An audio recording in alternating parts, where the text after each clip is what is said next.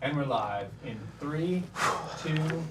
Well, hello, everybody. I'm Jeremy Boring, God King of the Daily Wire. And as many of you know, if you were tuned in last Thursday to the Michael Knowles Show, we've made some changes here at the Daily Wire. We want to wish Michael the best. He brought us a lot of good content over the last years, and we all look forward to seeing where he lands. But we're not going to spend today's show looking backward. A lot of news to get to. So I guess this is it. I'm Jeremy Boring, and this is the Jeremy Boring Show.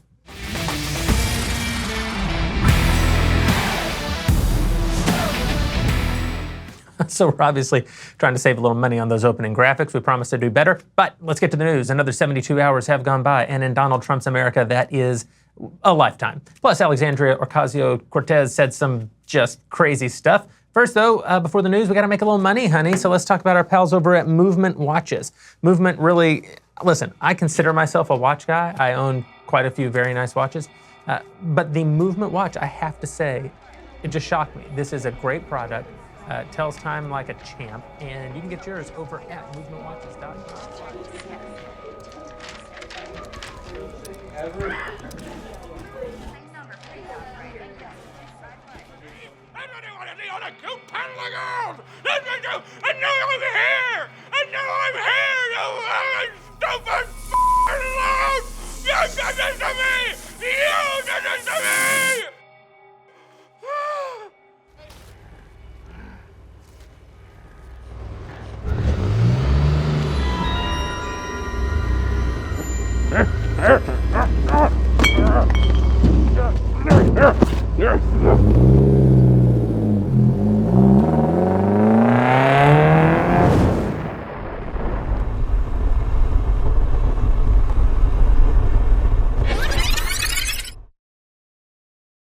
I do have to remind you, you're going to have this weekend. Just remember, we are shooting the second season of Another Kingdom right now. Hello, sweet little Elisa? Triplets! Oh my, hold on just 1 second. Ben just needs something. Yeah, but what is it, Ben? It can wait. You know what? It can wait. It can wait. You sure? Yeah. It can wait. Thanks. I'm Michael Knowles, and this is the Michael Knowles Show.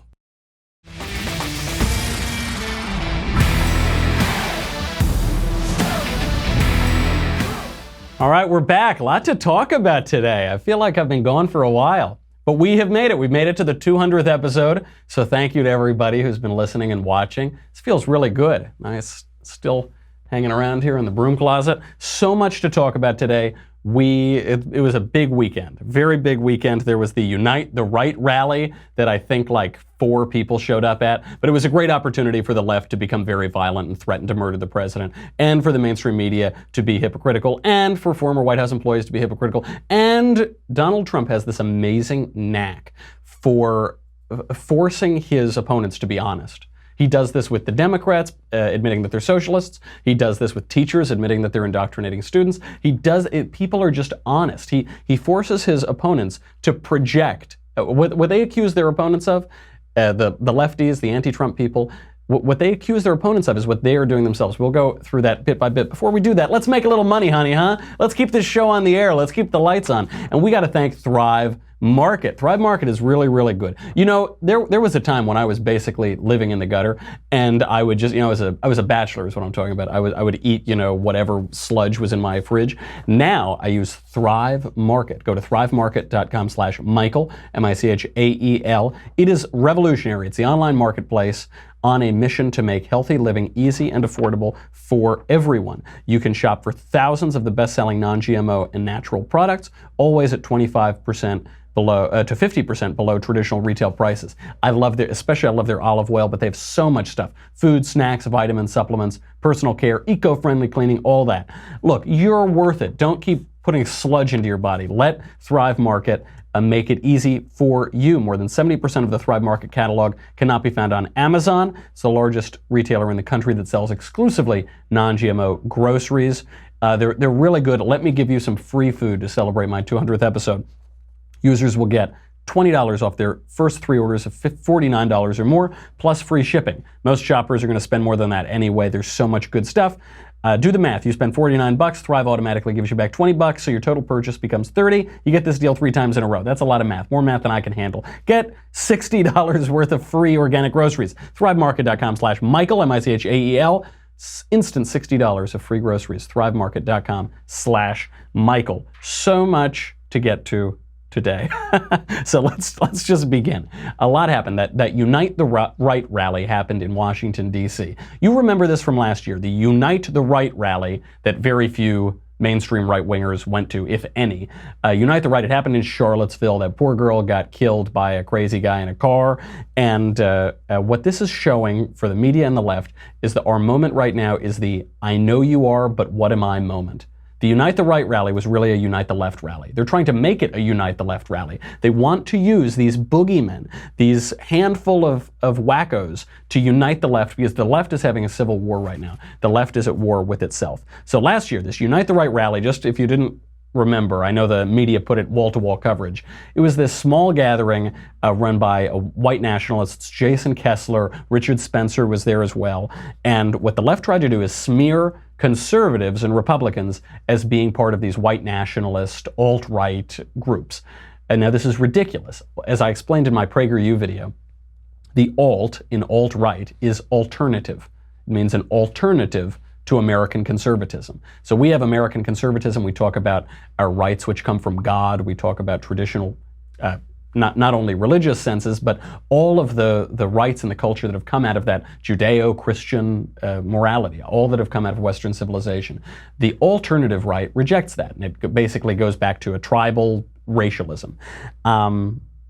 It's so ridiculous to compare the alternative right or white nationalism to conservatism. I almost don't want to do it, but let's just kick the mainstream media out here. Here is a clip of Richard Spencer explaining what he and his buddies think. What does Richard Spencer actually believe? No individual has a right outside of a collective community. You have rights, not eternally or given by God or by nature. Who gives them to us? You have them because you're a part of this community. Ultimately, the state gives those rights to you. So the state is the source of rights, not the individual. It simply is. What would be your take on, say, Reagan? I do not think that he was a great president. Who's your favorite president? There is something about Jackson. There's something about Polk as well, someone who only served one term. But I mean, Jackson and Polk, as you know, both Democrats. Party is just the vessel that one uses. I mean, Jackson's the founder of the Democratic Party. He goes on and on here. It was a great clip from Dinesh D'Souza. He goes on to say that he loves the democratic populism of the 1920s, you know, at the resurgence of the Ku Klux Klan. So the comparisons between conservatives and Republicans and these guys are absurd. Nevertheless, the left keeps trying to tie them all together. What this really was is a Unite the Left rally. And the reason we know that is virtually, on the 1-year anniversary, virtually nobody showed up from the right side of the alt-right or the white nationalists. Virtually nobody in Charlottesville, virtually nobody in Washington, D.C. Here is how the New York Times covered it. Even the New York Times had to admit this, quote, "But even with the low turnout, almost no one walked away with the sense that the nation's divisions were any closer to healing." Listen, even with the low turnout in Charlottesville, very few, if any, right-wing people and a ton of Antifa protesters just, ready to smash the police. They said, but our nation's divisions aren't healed yet. Yeah, they're not healed because of the left. Virtually no alt-right white nationalists. There are none of these people. There are statistically zero of these people in the country. But the left comes, they start, threatening the police, start screaming, getting violent. They say our nation's wounds are far from healing. No, you have a violent left. You have a mythic, violent right. There was that one awful example last year at the Charlottesville protests. Other than that, you don't really see violence on the right. You see a ton of violence on the left. The New York Times goes on, quote, "A similar dynamic to the one in Washington played out in Charlottesville on Sunday, where few, if any, far-right demonstrators could be found, and where the most palpable tensions developed between left-wing protesters and the police, whose presence in the city was heavy, and some argued heavy-handed." So Charlottesville Part 2 wasn't white nationalists versus communists, Nazis versus communists. It was lefties versus the police. And by the way, the argument last year, the lefties were so angry because the police didn't do enough to protect people and someone ended up getting killed. So this year, the police came out in full force. They say, we don't want the police in full force. What do you want? What does the left want? The left wants destruction. That's what they want. They want to whine and complain and tie conservatives and Trump supporters to these neo-Nazi types. And it's so transparent. They are so projecting. Outside of the White House, in this Unite the Right rally, there was Jason Kessler, the organizer of it, and maybe a couple dozen white nationalist types, maybe 20. Some outlets reported there were about 20 of them with police protection. They did their thing. And there were a zillion Antifa protesters. These are some of the things that Antifa was saying outside of the White House. Quote, "It takes a bullet to bash a fash." Okay, that's a little violent. They said, murder Trump, do him like Gaddafi, the Libyan dictator who did not have a happy end a few years ago. Another sign, "I can't believe I have to protest Nazis in 2018. But you don't have to protest Nazis in 2018. There are virtually no Nazis in the country. There are statistically 0 Nazis in the country. They're under police guard because they would have been killed, all of them, if they had been without protection. And they're all, look, the left is promising that, right? They're saying, we're going to shoot these people. It takes a bullet to bash a fash. You don't have to protest Nazis. It's very hard. It's very hard for the left right now because everything is going so well. The economy, foreign policy, domestic affairs, everything is going so well, so they have to invent boogeymen. They have to invent these Nazis. They say, it's 2018, we have to protest Nazis. No, you don't. Just let them have their little stupid thing and nothing's going to happen. There are 20 of these people in the country. It's okay. Where does the threat really lie? Is it these Nazis, these neo-Nazis, where they can get 20 of them at their national rally, if that? Or does it lie in actual threats to the country? Last week, this was covered up by the mainstream media. Very few people covered this. There was a terrorist training school that was discovered in New Mexico.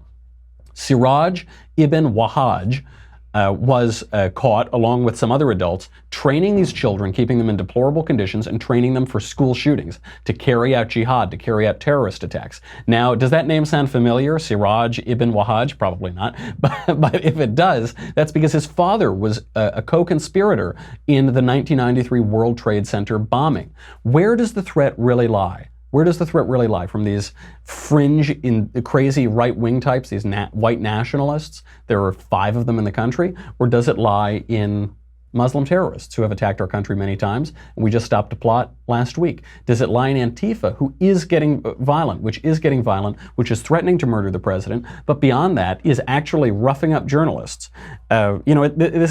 The attacks on the media are the most transparent here. How many times have we heard Donald Trump is attacking the press, he's assaulting the press, Trump supporters are assaulting the press is unsafe? Well, look back over the weekend at the Unite the Right rally, which was really Unite the Left, because the only people at these rallies were left-wingers. Look at that. Some media were attacked there. They weren't attacked by the right. Here is some footage from an NBC reporter.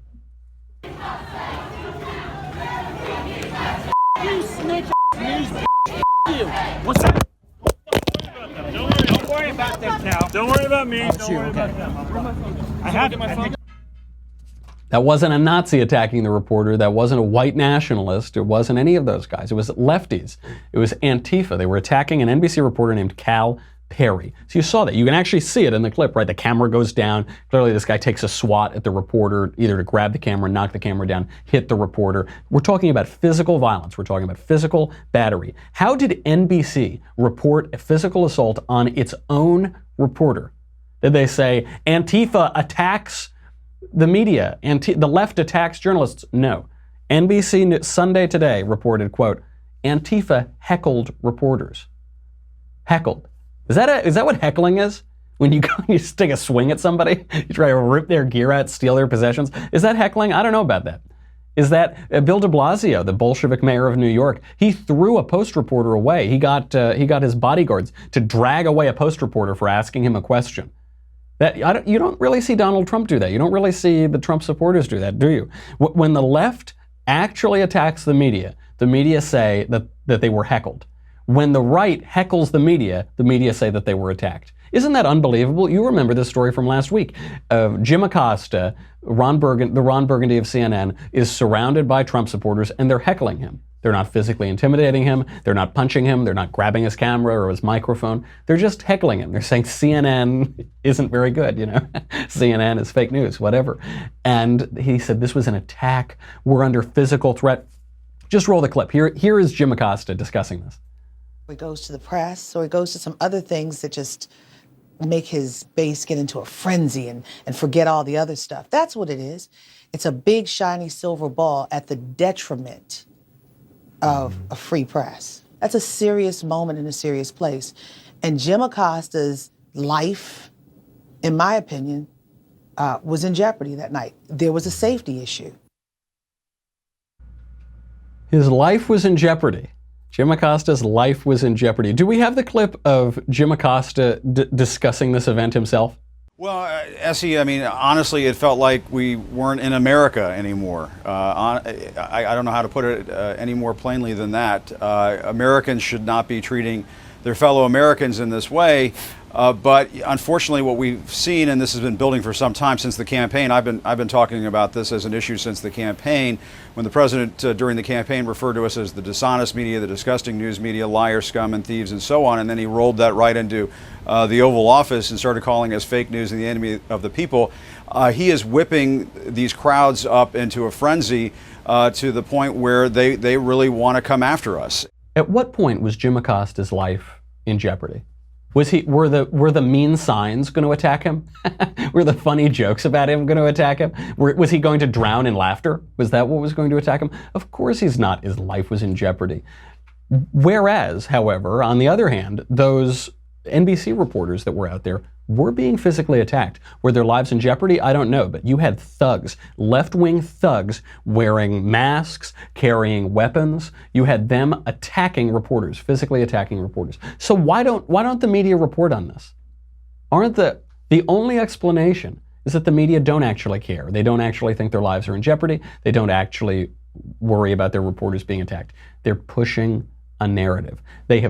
There has been a narrative that is predetermined before the 2016 election, that was predetermined a long, long time ago, and they are going to push for it, which is that the right is violent, aggressive, a threat to the country, a threat to our democratic republic, a threat to the constitutional order, and the left is the cure. The left is what is going to save them. Now, the trouble is, the reality doesn't work that way.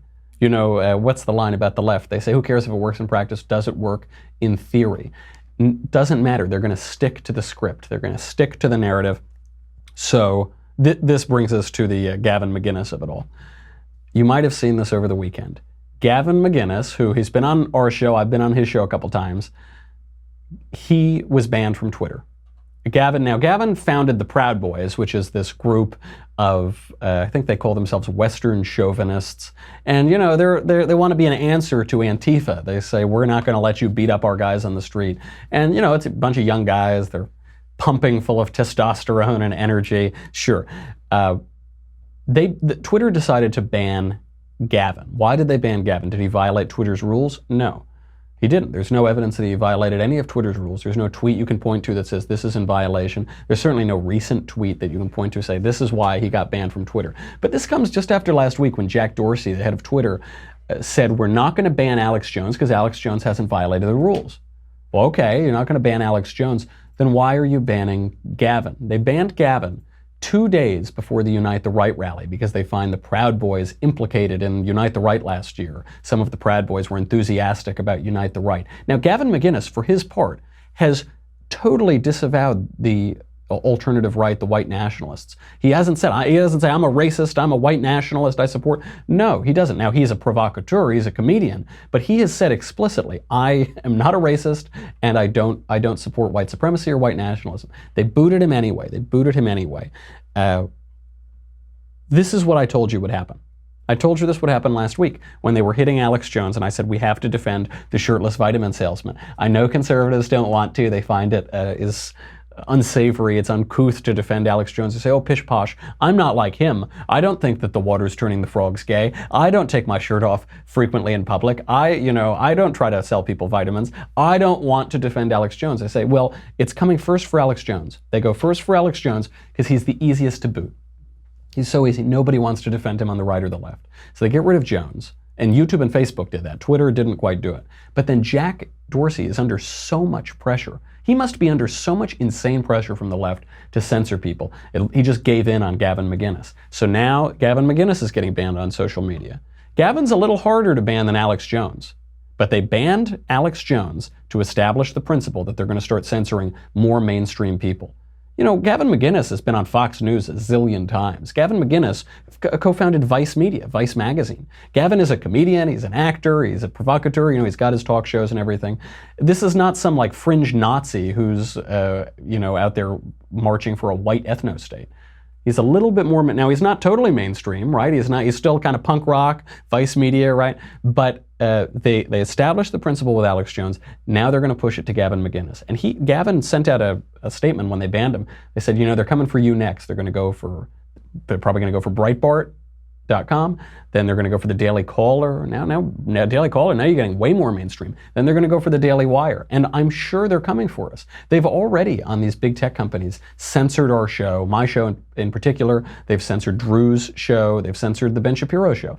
And at various times, they let us live now, but who knows? They are just establishing the principle because the left is furious. The left has their narrative that the right is a threat to the constitutional order, the right is violent. We can point out that the left is the group being violent until we are blue in the face. We can shout that from the rooftop. It won't matter. The narrative is determined. They are going to push that narrative. Reality be damned. Here's just an example. I really want to show. Do we have a video of Gavin wrestling his baby? Do we have that? This is what Gavin is known for. He's not some huge Nazi. This is what Gavin is probably best known for on the internet. Hey guys, a lot of you out there are scared of babies. You don't know what to do. Oh my God, they're intimidating. I'm so scared. I don't know how to handle it. They are easy peas to handle. I'm gonna show you how. Okay, there's a lot of different moves you can do to kick a baby's ass. Hold them under the arms, up like this, and then slam. This is a very little known technique for fighting babies. Their one Achilles heel is wind.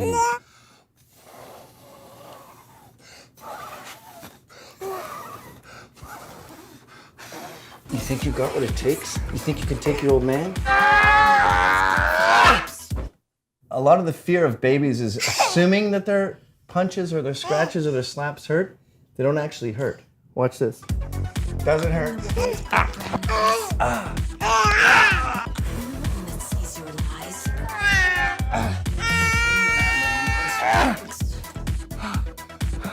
A lot of people in the kid community think that tickling is not fighting. That's not true.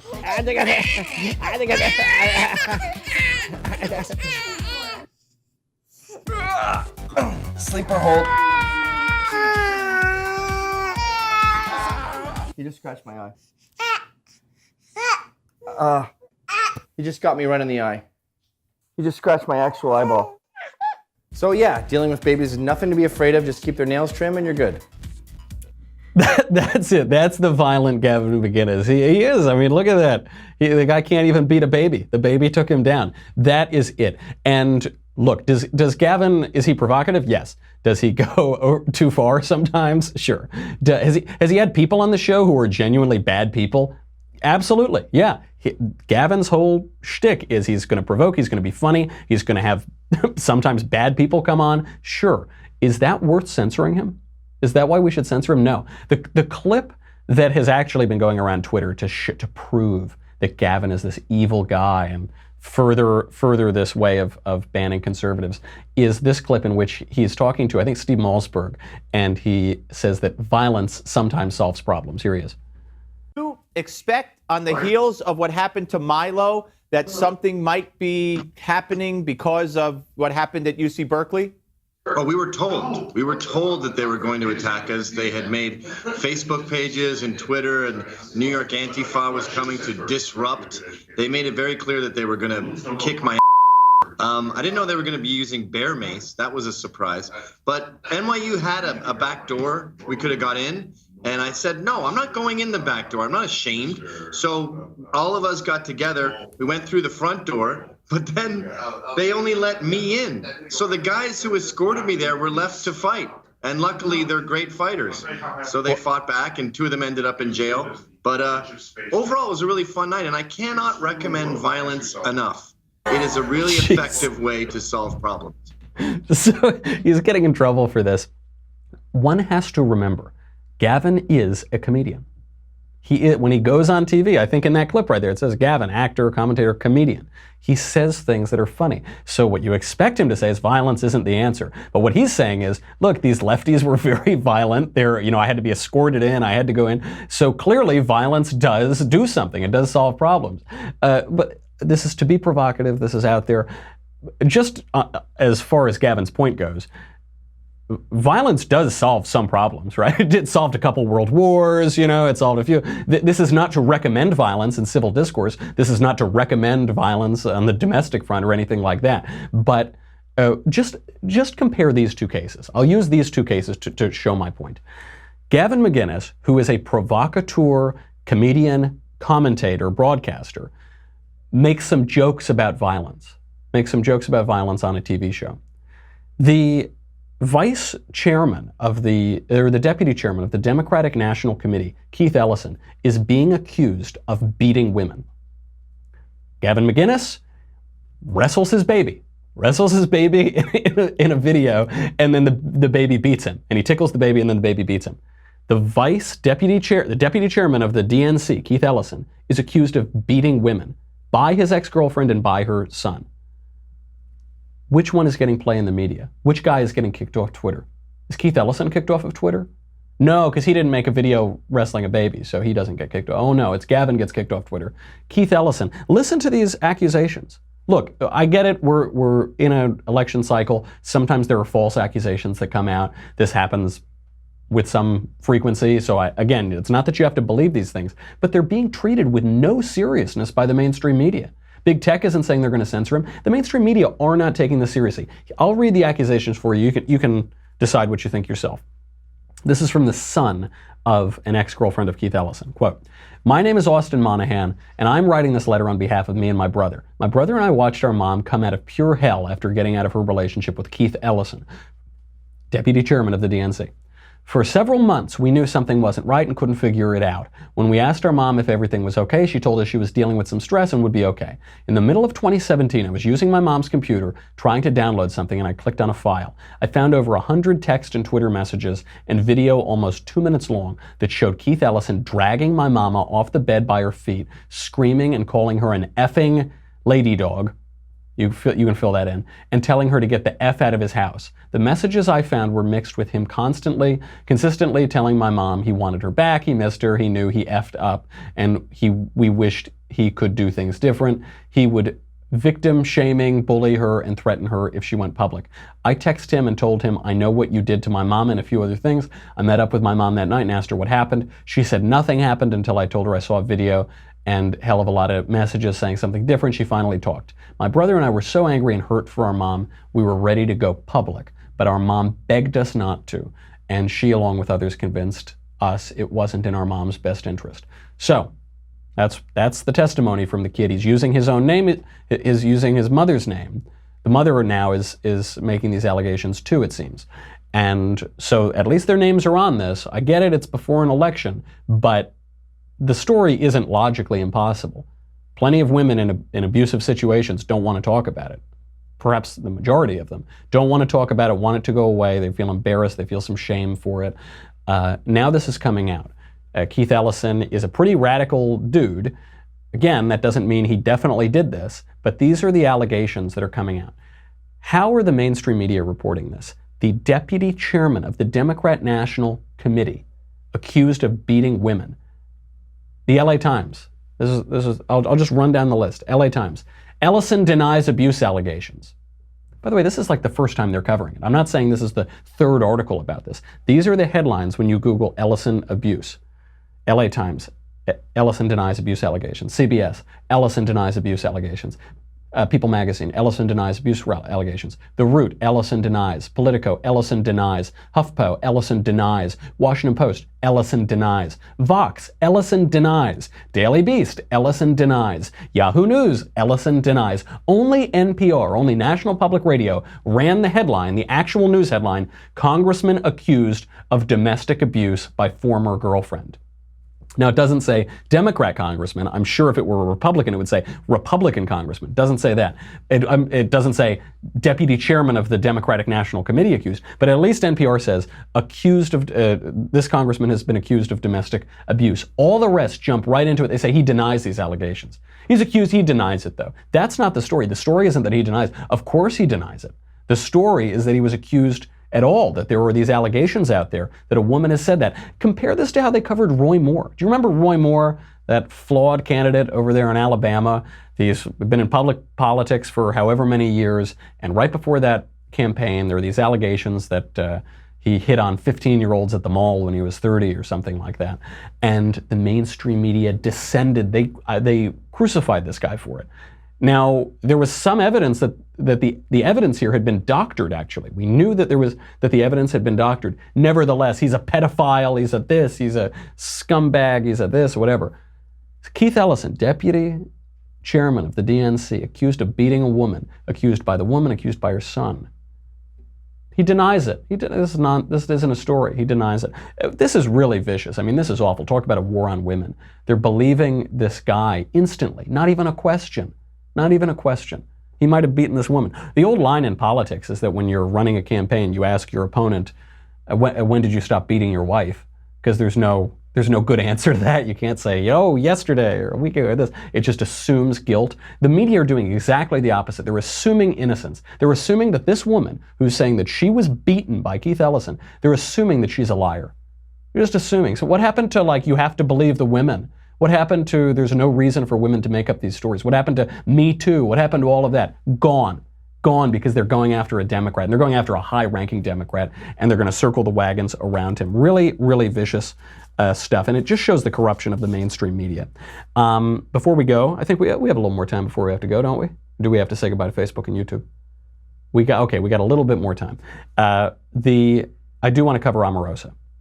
So Omarosa, she was the reality star from The Apprentice. She worked in the Trump White House, in the reality star White House. She's making some serious allegations against Donald Trump. She's saying that he's a racist, he's a bigot, he's a this. She's pushing her book called Unhinged. Another example of, I know you are, but what am I? That's what we should call today. I know you are, but what am I?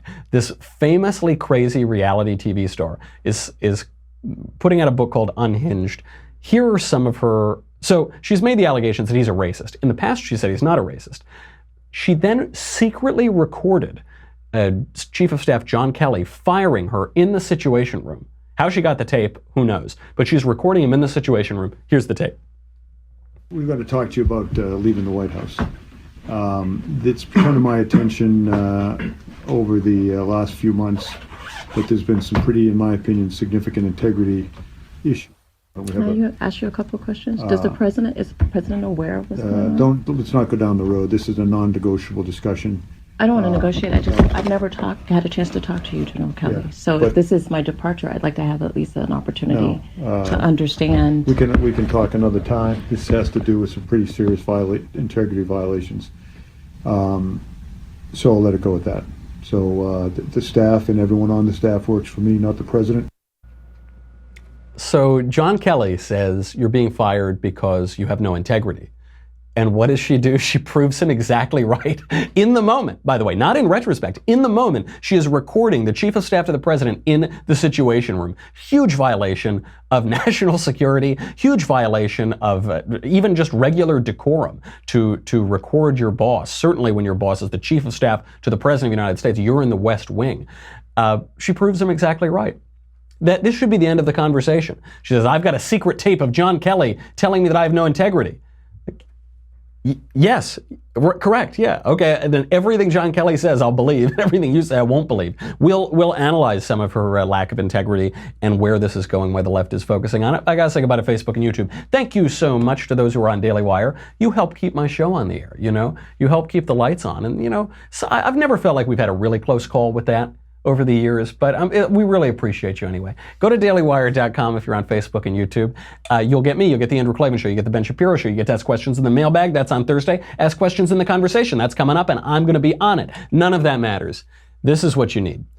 You need the Antifa brew, because here's what's going to keep happening as we get to the midterms. Antifa is going to show up. They're going to be ready to bash the fash with bullets and clubs, and they're going to be ready, and then they're going to get there, and there aren't going to be any fascists.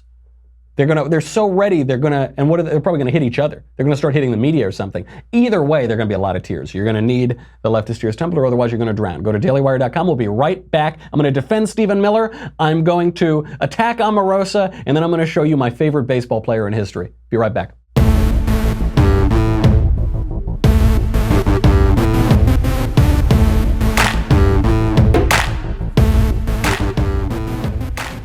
All right.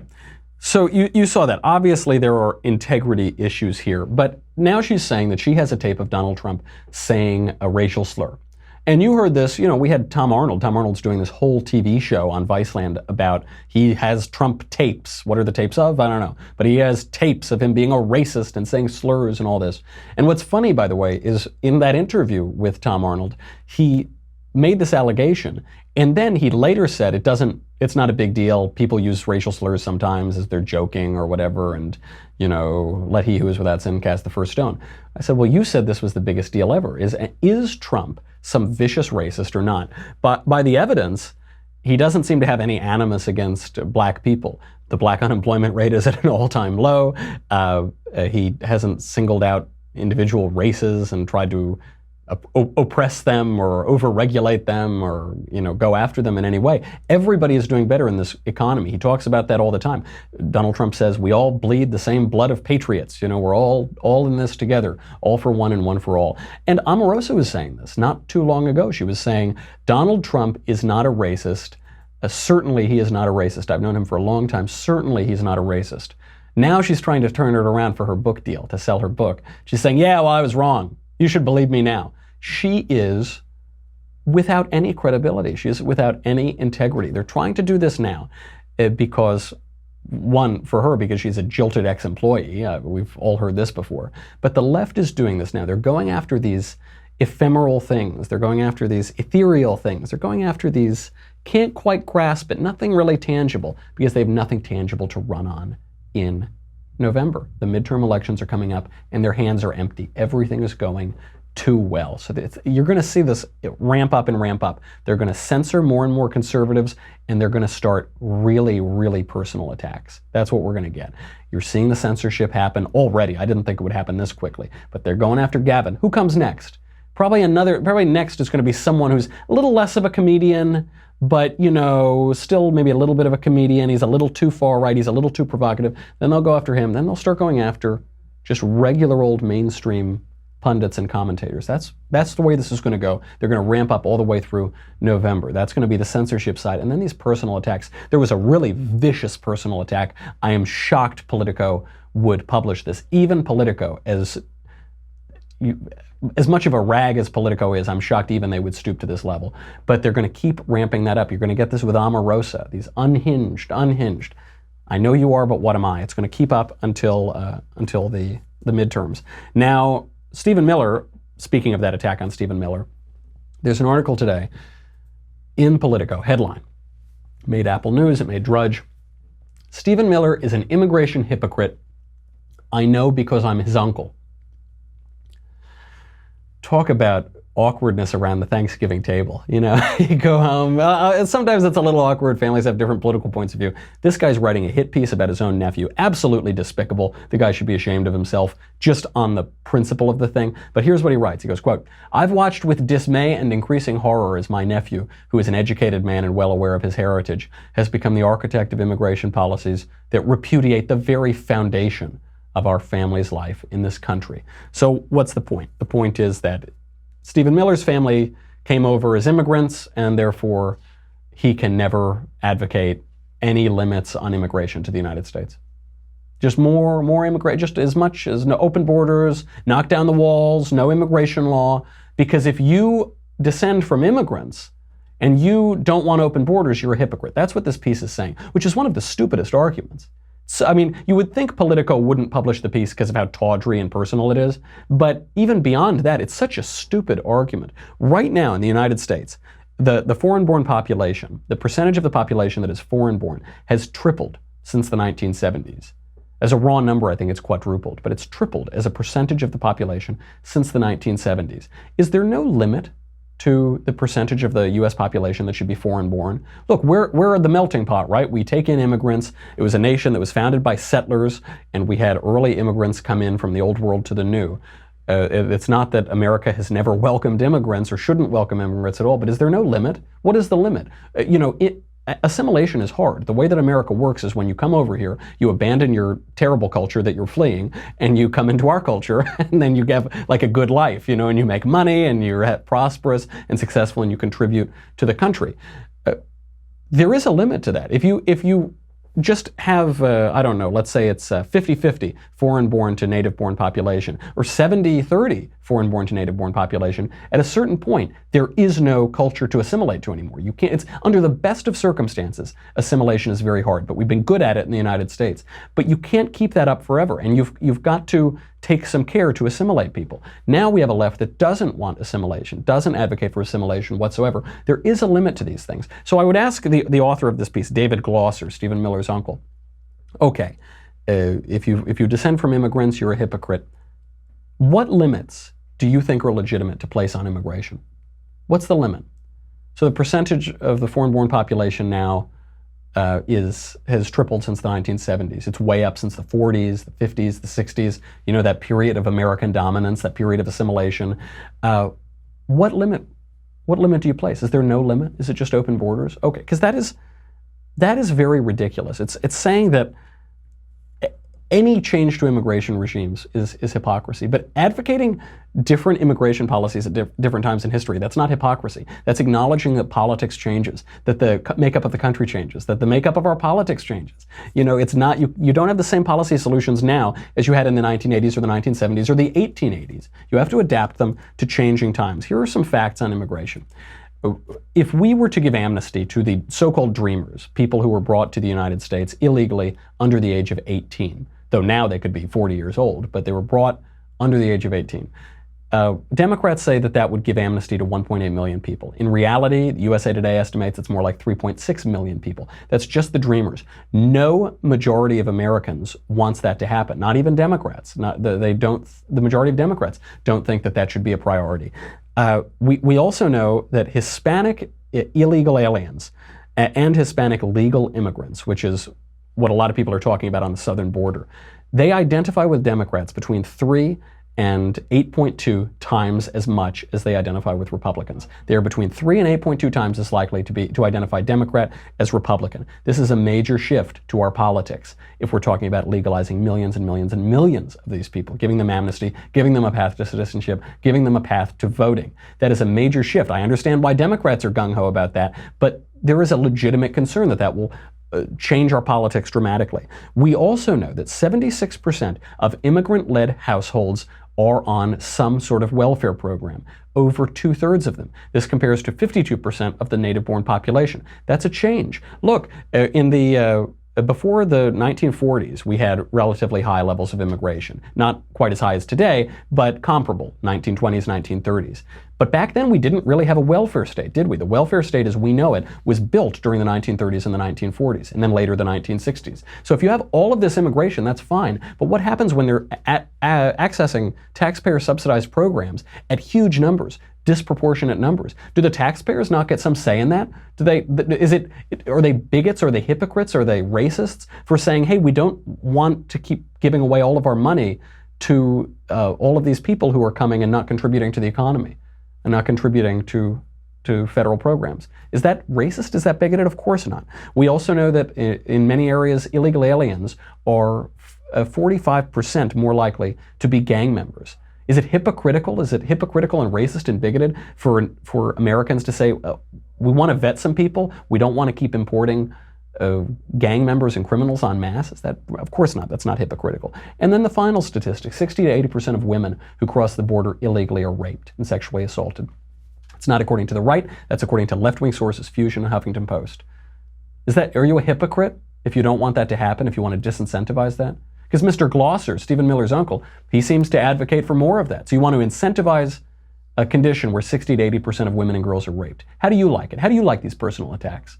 How do you like that? Because I think perhaps the right should start employing some of these attacks, real attacks, using real numbers, using real facts against the lefties. They try to make their fact-free emotional appeal. We should have a fact-full emotional appeal to point out their own hypocrisy and the moral idiocy of their point of view. Before I go, I know we're running a little late. I just have to play this point for This Is America, my all-time favorite baseball player now in history, care of the Little League World Series. Here he is. Hi, my name's Alfred D'Elia. At home they call me Big Al, and I hit dingers. My name's Alfred D'Elia. At home they call me Big Al, and I hit dingers. I love that kid. That kid is America. This clip went viral. It's from the Little League World Series, and the internet loves this kid. Why? Because this kid is America. We did that whole thing about soccer, during the World Series.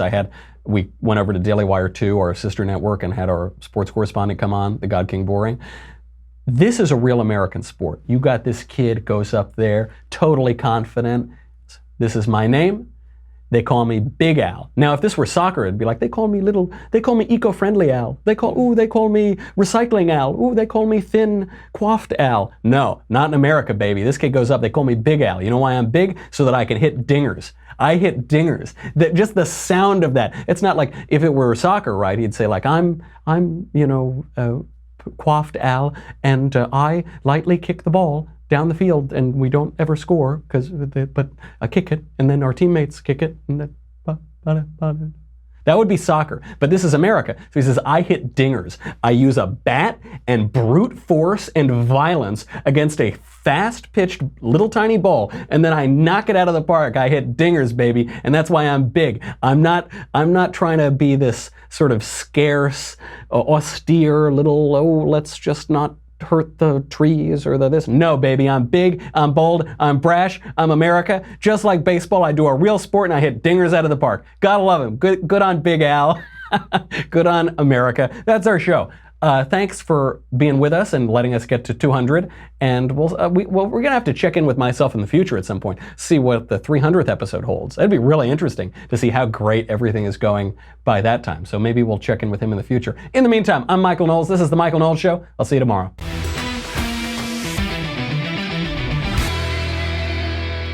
The Michael Knowles Show is produced by Senia Villarreal. Executive producer, Jeremy Boring. Senior producer, Jonathan Hay.